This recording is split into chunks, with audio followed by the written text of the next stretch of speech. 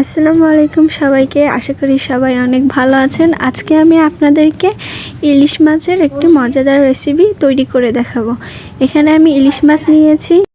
ইলিশ মাছটা আমি সিমের বিচি দিয়ে তৈরি করব। খুবই মজাদার একটি রেসিপি। একবার হলো আপনারা ট্রাই করে দেখবেন। আশা করি আপনাদের অনেক বেশি ভালো লাগবে। দেখেই বুঝতে পাচ্ছেন কতটা টেস্টি হয়েছে, খেতে কিন্তু অসাধারণ হয়েছে। ফুল রেসিপি দেখতে হলে আমার সাথে থাকুন। এখানে আমি ইলিশ মাছ নিয়েছি। ইলিশ মাছটা আমি কেটে সুন্দর করে ধুয়ে নিয়েছি। এখানে আমি সিমের বিচি নিয়েছি। সিমের বিচিটা আমি ছিলে সুন্দর করে পরিষ্কার করে নিয়েছি। এখানে আমি যেগুলো উপকরণ দিয়ে রান্না করব সেগুলো মশলা আমি তৈরি করে নিচ্ছি। আমার এখানে হলুদের গুঁড়ো নিয়েছি 1 চামচ, মরিচের গুঁড়ো 2 চামচ আর পরিমাণ মতন লবণ দিয়ে দিচ্ছি। এখানে ধনিয়ার গুঁড়া দিয়ে দিচ্ছি 1/2 চামচ। যেহেতু ভিডিওটা আমার হাতে করা লাগে ওই জন্য মশলাগুলো আমি এখানে আগেই রেডি করে নিয়েছি। এখানে আমি তাওয়াটা দিয়ে পরিমাণ মতন তেল দিয়ে দিচ্ছি। পরিমাণ মতন তেল দিয়ে আমি এখানে পেঁয়াজ কুচি দিয়ে দিচ্ছি। পেঁয়াজ কুচিটা দিয়ে আমি একটু লাল লাল করে ভেজে নিব। একটু সময় নিয়ে লাল লাল করে আমি ভেজে নিয়েছি।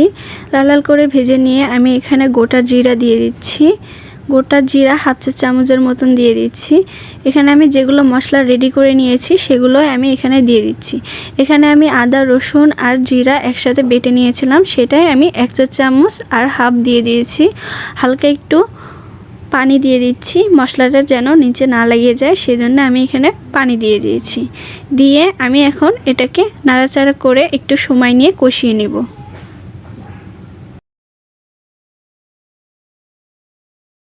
একটু সময় নিয়ে কষানোর পরে আমি এখানে টমেটো কুচি দিয়ে দিচ্ছি পরিমাণ মতন। আপনারা যদি টমেটো কুচিটা না খেতে পছন্দ করেন তাহলে আপনারা নাও দিতে পারেন। আমি এখন শীতের মৌসুম সেই জন্য আমি একটু টমেটো দিয়ে খেতে বেশি পছন্দ করি, ওই জন্য আমি এখানে টমেটো দিয়েছি। টমেটোটা আমি ঢাকনা দিয়ে ঢেকে হালকা একটু সিদ্ধ করে নিচ্ছি। ঢাকনা দিয়ে ঢেকে দিলে টমেটোটা তাড়াতাড়ি সিদ্ধ হয়ে যাবে। একটু হালকা সিদ্ধ করে নিয়ে এখানে আমি সিমের বিচিগুলো দিয়ে দিচ্ছি। সিমের বিচিটা ধুয়ে আমি এখানে দিয়ে দিয়েছি। সিমের বিচিটা দিয়ে এখন নাড়াচাড়া করে আমি মিশিয়ে নিচ্ছি ভালোভাবে।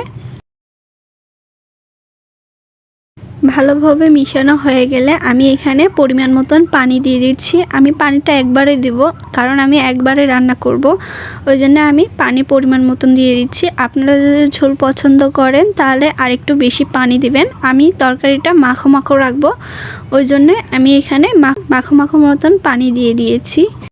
এই পর্যায়ে ইলিশ মাছগুলোকে আমি আলতো হাতে সবগুলো ইলিশ মাছ দিয়ে দিচ্ছি। এখানে হালকা একটু আলতো হাতে নেড়ে ছেড়ে আমি এখন ঢাকনা দিয়ে ঢেকে দেব। ঢাকনাটা দিয়ে একটু পরে আমি ঢাকনাটা তুলে নিচ্ছি। ঢাকনাটা তুলে আমি আলতো হাতে ইলিশ মাছগুলো নাড়াচাড়া করে আমি আবার ঢেকে দিচ্ছি। ঢেকে কিছুক্ষণ আমি জাল করে নিব। জাল করে নেওয়ার পরে আমার তরকারিটা মোটামুটি হয়ে গেছে। আমি এই পর্যায়ে চুলার আঁচটা আমি অফ করে দিয়েছি। চুলার আঁচটা অফ করে দেওয়ার পরে কালারটা এরকম এসেছে, দেখে বুঝতে পাচ্ছেন কতটা টেস্টি হয়েছে। আমি আপনাদেরকে পরিবেশন করে এখন দেখাচ্ছি, দেখেই বুঝতে পাচ্ছেন কতটা টেস্টি হয়েছে। এভাবে আমার রেসিপিটা ফলো করে আপনারা রান্না করে দেখবেন, আপনাদের আশা করি অনেক বেশি ভালো লাগবে। আমি কিন্তু ঝোলটা মাখো মাখো রেখেছি, আপনারা চাইলে ঝোলটা কম বেশি করে রাখতে পারেন। আপনারা আমার ভিডিওটা যদি আপনাদের ভালো লাগে থাকে তাহলে সাবস্ক্রাইব করে আমার পাশে থাকবেন। আপনাদের এতক্ষণ সাথে থাকার জন্য সবাইকে ধন্যবাদ।